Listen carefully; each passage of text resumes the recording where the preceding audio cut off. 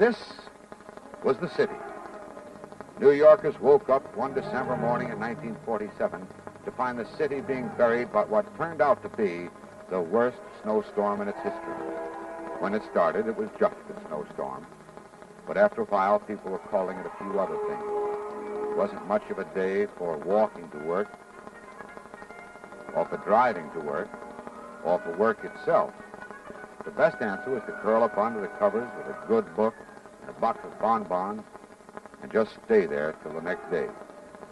Now, this is what the world's most efficient-run city looked like after Mother Nature brought it to a standstill.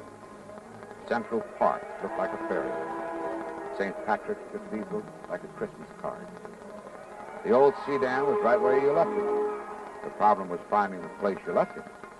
It was now covered with a record 26 inches of snow.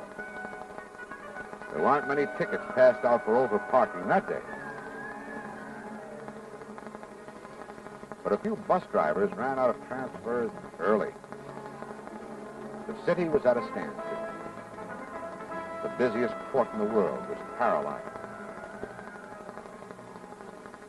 Railroad service was out. Subways kept you dry and warm, even though they didn't get you there. The snowplows went to work. The question is, where did they put it all? The Great White Way, and we do mean white.